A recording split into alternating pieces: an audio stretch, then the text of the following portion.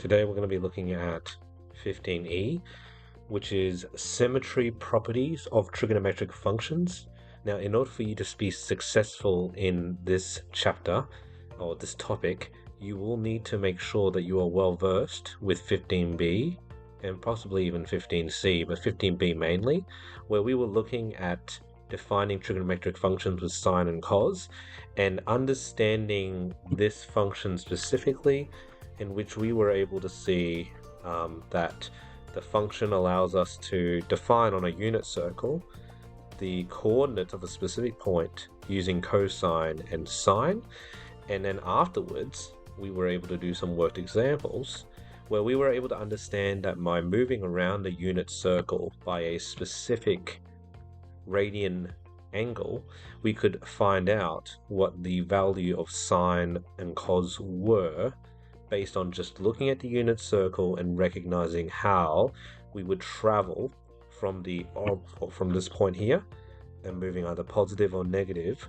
on a specific angle to get this specific value at that point. Now, if you're able to understand that here today, we're going to be looking at a special example with symmetry properties. So basically, last time we were able to understand that we start from this point, should I just highlight it?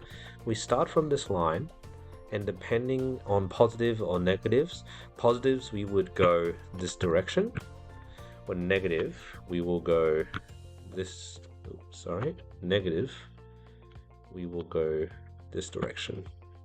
And we know, it's pretty straightforward, but positive, we know that this, if we went positive this way by 90 degrees, that's what we call pi on 2, because we can now convert to radians.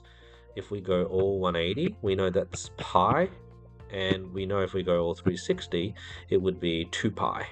And that's the sort of stuff that we were learning last time. We can use that now to our advantage in understanding that, looking at specific properties and seeing patterns that come along with it. So let's take a look at an example. Let's just draw the basic triangle that we had last time. This is the triangle I want us to look at, just like the triangle on the left, but I'll draw it here anyway. If we had a point over here, and if we have the origin point here, we can actually draw ourselves, obviously, a right angle triangle. And by doing so, we can actually define a coordinate for this point. And we know that because this is a unit circle. Okay, so let's just put the values of the unit circle in so we know that this is a unit circle. So we have 0, 1, we have 1, 0, we have obviously here 0, -1, and we have here -1, 0. With the unit circle, we know that this hypotenuse would be 1, and so we now know that this horizontal value, okay, we can use cos, because it's adjacent over hypotenuse, so this is cos angle, whatever this angle is, or whatever theta is, and so that would be the x value, because it's the horizontal distance across over here. And of course this then would be sine, because that would be the vertical, so this is opposite over hypotenuse, and so the y value is sine theta. Now, why this is helpful is that there will be scenarios where, if we're thinking about what's going on, we can move this, this theta could be anything.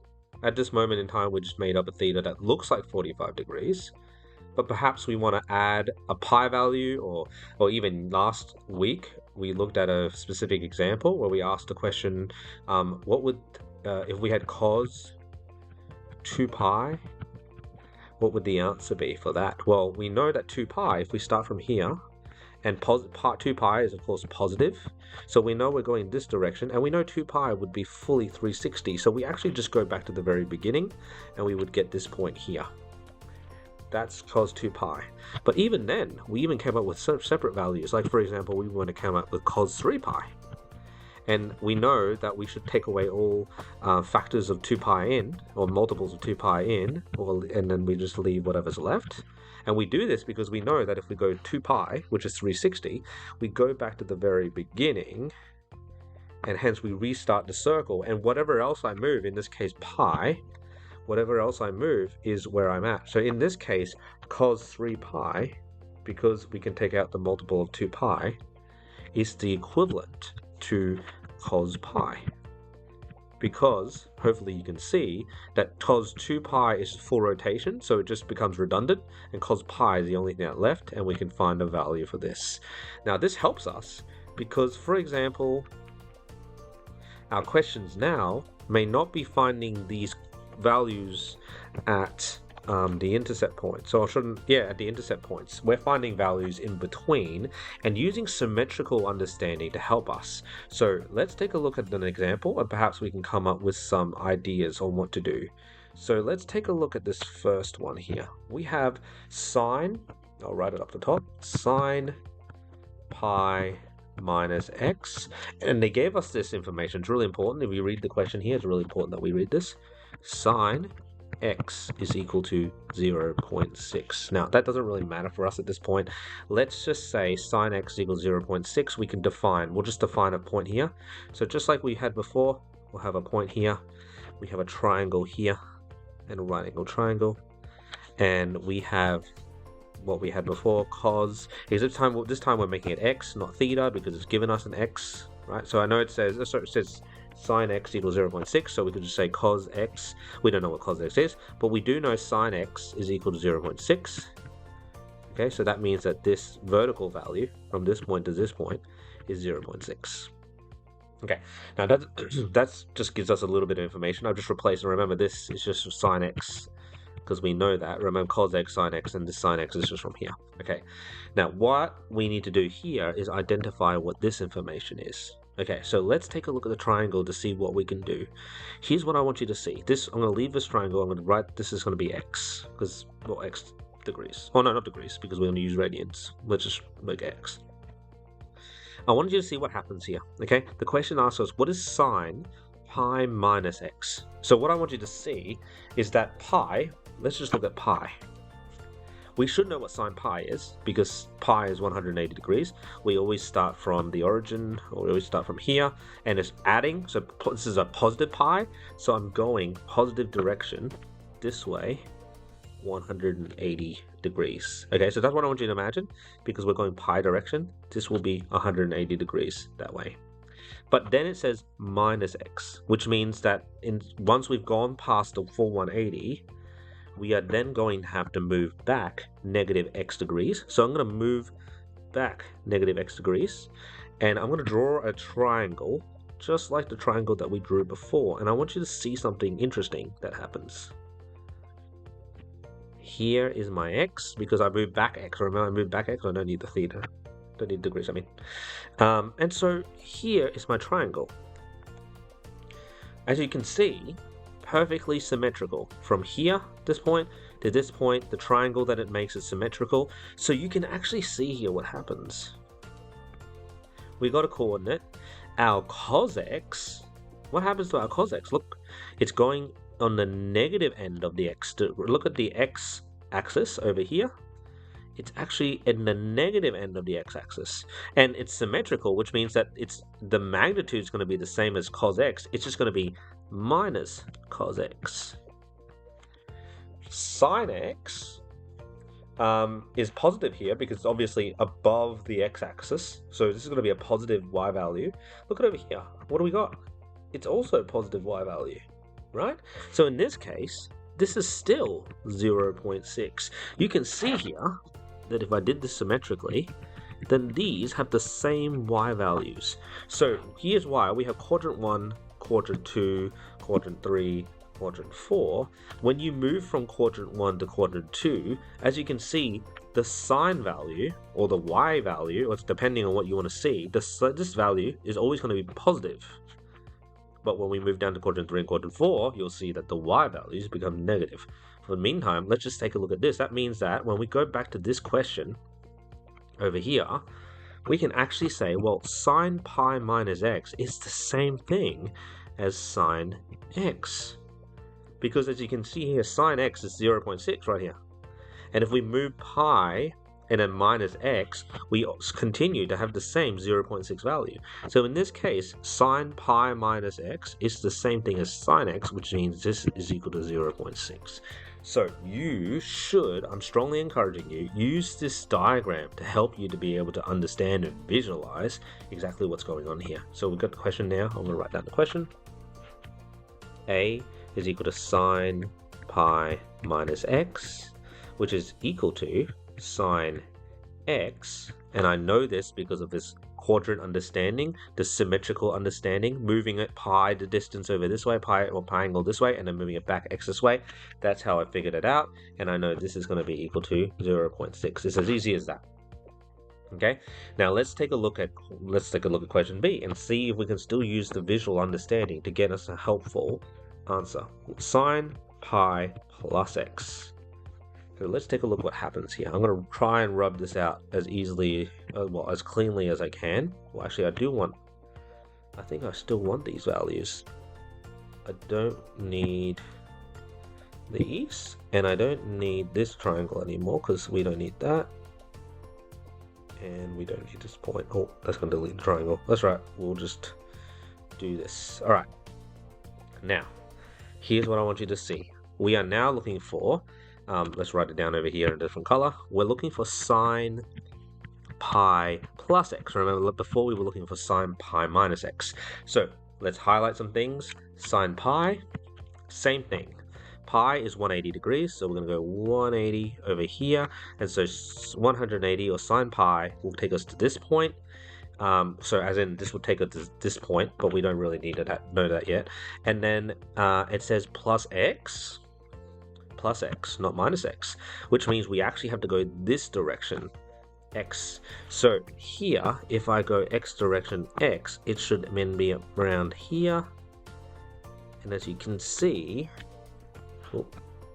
here, this will make an angle, and the angle will be x. This point will come out to be something interesting as well. Okay, here with my right angle triangle, my x value is going to be this. Oh, sorry, my x value is going to be the same magnitude, but in the opposite direction. Can you see that this is in the positive x space? This is in the negative x space. So here I have negative cos x. Sine x, in this case, I'm down here. I'm minus 0.6 here because I'm going downwards from the from the x-axis from 0 to 0.6. So here's we got negative 0.6, which I think another way of expressing this would be this is just sine, or this is negative sine x. Okay, you can see it visually that it's happening like this. So here I can write equals negative sine x, okay, which is equal to, in this case, negative 0.6. So you see, I'm just using my radian understanding, moving pi, then minusing or plusing, depending on what it gives me, okay? C, we have sine 2 pi minus x. 2 pi, remember, in radians to degrees, is 360. So in this case, I'll take rid of this just to get rid of some confusion. I don't want to get rid of that line. I do want to get rid of this highlighter though. We'll see if I can get rid of it. I don't think I can. That's okay. We'll get rid of it later. We want quadrant 3. We'll get rid of this triangle. We'll get rid of whatever we can without getting rid of everything else. Yeah, great. That'll work. Okay. Now, next question says, write it as sine 2 pi minus x, sine 2 pi minus x. So 2 pi is, let's do it. Yeah, 2 pi is 360. So we're starting from here. Well, I shouldn't highlight it. We're starting from here and we're going 360. So 360 takes me back to the origin. But this time I'm minusing x. So as in I'm going backwards x. So here, he's going to do this, and I got a vertical symmetry now, 90 degrees. This is going to be x. This, think about what's going to happen here. My y value, is it going negative or positive? Well, it's going downwards now instead of upwards, so this is negative 0.6. Positive of the x direction, this is still positive, so this is going to be cos x. So in this case, my cos is still going to be cos x because it's positive. The x value is going to be positive. You can see here clearly it's on the vertical end here. Okay, now here though, negative 0.6.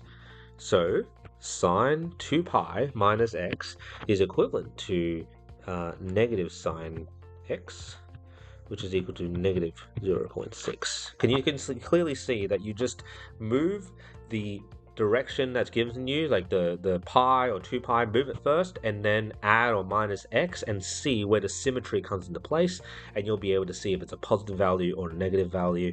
We can do the final one to see if that helps us. We got D in here. Sine negative x.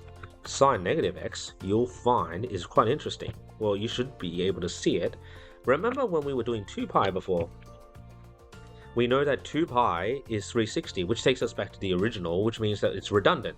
So in this case, sine 2 pi minus x is equivalent to sine negative x. Can you see? Because you're getting 2 pi was redundant. We said this before when we said, well, we had sine 3 pi is equal to sine, because we had to get rid of the multiple of 2 pi, plus 1, plus 1 pi, I guess, plus pi. We know that this is going to take us to the origin again, or take us to the beginning. So in this case, all this is sine pi. This is the same as this over here, this process. We have 2 pi. I can just remove this 2 pi and have sine negative x. And sine negative x, let's take a look. Well, we know that sine negative x is the same as this, so we can really just get an answer here. But let's just take a look at what happens here. If we have sine negative x, what we actually have is start from the origin, and we know negative means we go this way. Okay, we actually get the same point as we did when we had sine 2 pi minus x. And so in this case, sine negative x is the same as negative sine x, because we know it's going to be a negative value. And so this is equal to negative 0.6. And there's your answer. And I want you to try this for cos on your own. Here it's in degrees instead of radians, but you're more used to degrees, so you really shouldn't have trouble with that. But what I want you to see really clearly is that it does create some sort of thing to memorize if you want to use it. It can be helpful if you're that way inclined. Here I want you to see that quadrant 1, that both values are positive. So we actually call this quadrant 1, and we use this A here because all is positive, as in both sine and cos is positive. Here we have, so A will be the main thing here. Here we see that sine is positive. Right, sine is positive. Cos is not positive, it's negative. Okay, let's see. Here we have both of them negative. Okay, so here we have, and then here we have. So this is. Well, actually, we'll talk about t later.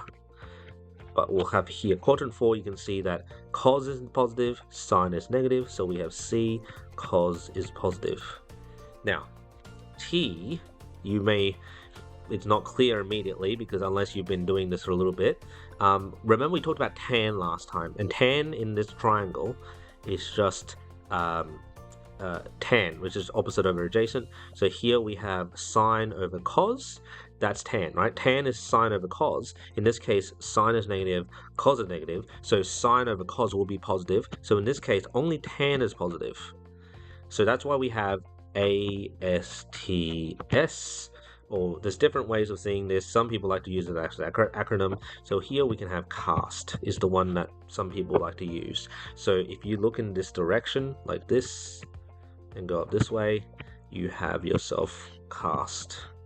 Okay, and people like to use this so that they don't need to necessarily visualize. They can just say, okay, well, if I'm over here, if the point's going to be over here, then I know the sine is positive. If this point's over here, then I know tan is positive. If I go over here, cos is positive. If I go over here, all is positive. And you can use that if you want to. But I would like you this lesson to really get used to that understanding of quadrants. Quadrant 1, you can clearly see that everything's positive there. Quadrant 2, you can clearly see that the point on the x-axis is going negative direction, so there'll be a negative x value, but it's still a positive y value, and so on and so forth. And you should be able to come up with the answers this way. Now, it's going to take a little bit to wrap your head around. I'm hoping Mr. Babeo is there with you, but if he's not, you can utilize this to help you, and then ask him if you still need more help in the next lesson. So all the best, guys. I hope you have a great week. Yeah, all the best.